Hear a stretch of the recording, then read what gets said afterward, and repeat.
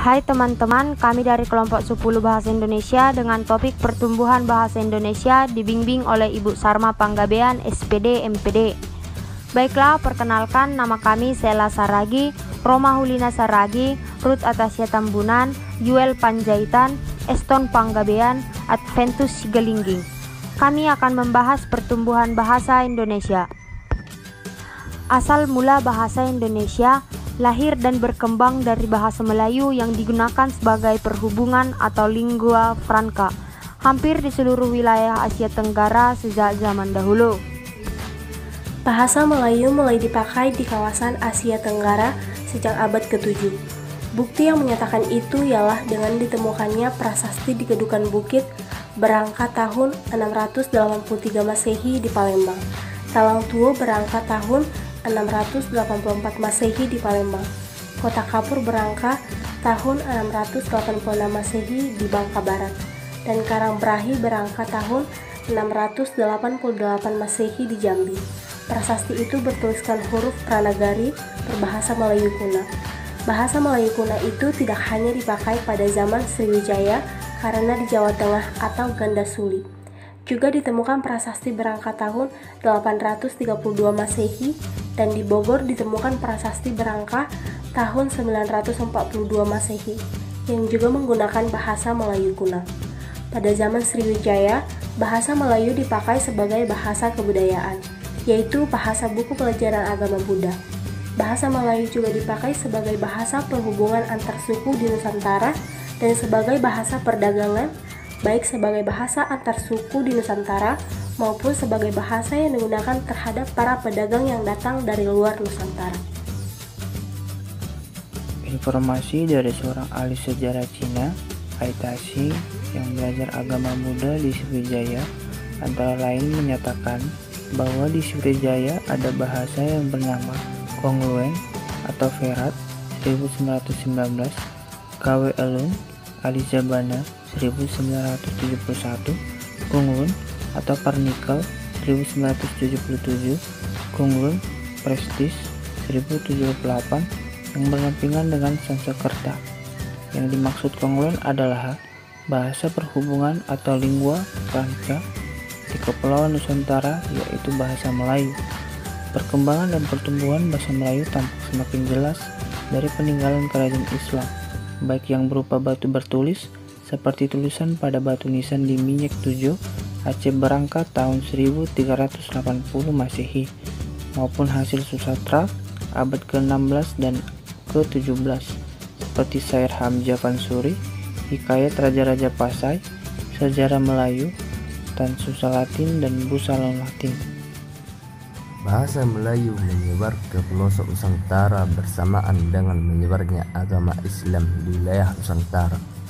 Bahasa Melayu mudah diterima oleh masyarakat Nusantara sebagai bahasa perhubungan antar pulau, antar suku, antar pedagang, antar bangsa, dan antar kerajaan karena bahasa Melayu tidak mengenal tingkat tutur. Bahasa Melayu dipakai di mana-mana di wilayah Nusantara, serta makin berkembang dan bertambah kukuh keberadaannya. Bahasa Melayu yang dipakai di daerah di wilayah Nusantara dalam pertumbuhannya dipengaruhi oleh corak budaya daerah. Bahasa Melayu menyerap kosakata dari berbagai bahasa, terutama dari bahasa Sanskerta, bahasa Persia, bahasa Arab, dan bahasa-bahasa Eropa. Bahasa Melayu pun dalam perkembangannya muncul dalam berbagai variasi dan dialek. Perkembangan bahasa Melayu di wilayah Nusantara mempengaruhi dan mendorong tumbuhnya rasa persaudaraan dan persatuan bangsa Indonesia. Komunikasi antar perkumpulan yang bangkit pada masa itu menggunakan bahasa Melayu. Para pemuda Indonesia yang tergabung dalam perkumpulan pergerakan secara sadar mengangkat bahasa Melayu menjadi bahasa Indonesia yang menjadi bahasa persatuan untuk seluruh bangsa Indonesia, atau Sumpah Pemuda 28 Oktober 1928. Bahasa Indonesia lahir pada tanggal 28 Oktober 1928. Pada saat itu, para pemuda dari berbagai pelosok Nusantara berkumpul dalam kerapatan pemuda dan berikat satu, bertumpah darah yang satu, tanah Indonesia, 2. Berbangsa yang satu, bangsa Indonesia. Dan 3. Menjunjung bahasa persatuan, bahasa Indonesia. Ikrar para pemuda ini dikenal dengan nama Sumpah Pemuda. Unsur yang ketiga dari Sumpah Pemuda merupakan pernyataan tekad bahwa bahasa Indonesia merupakan bahasa persatuan bangsa Indonesia. Pada tahun 1928, bahasa Indonesia dikukuhkan kedudukannya sebagai bahasa nasional. Bahasa Indonesia dinyatakan kedudukannya sebagai bahasa negara pada tanggal 18 Agustus tahun 1945. Karena pada saat itu, Undang-Undang Dasar tahun 1945 disahkan sebagai Undang-Undang Dasar Negara Republik Indonesia. Dalam Undang-Undang Dasar tahun 1945 disebutkan bahwa bahasa negara ialah bahasa Indonesia. Bab 15 pasal 36. Keputusan Kongres Bahasa Indonesia II tahun 1954 di Medan antara lain menyatakan bahwa bahasa Indonesia berasal dari bahasa Melayu. Kebangkitan nasional telah mendorong perkembangan bahasa Indonesia dengan pesat. Peranan kegiatan politik, perdagangan, persurat kabaran, dan majalah sangat besar dalam memodernkan bahasa Indonesia. Proklamasi Kemerdekaan Republik Indonesia 17 Agustus 1945 telah mengukuhkan kedudukan dan fungsi bahasa Indonesia secara konstitusional sebagai bahasa negara. Kini bahasa Indonesia dipakai oleh berbagai lapisan masyarakat Indonesia, baik di tingkat pusat maupun daerah.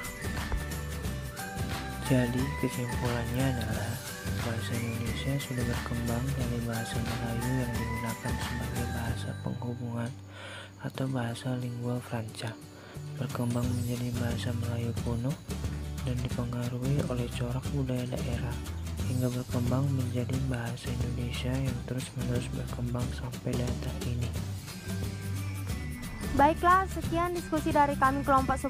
Apabila ada perkataan yang menyinggung hati teman-teman semua, kami minta maaf.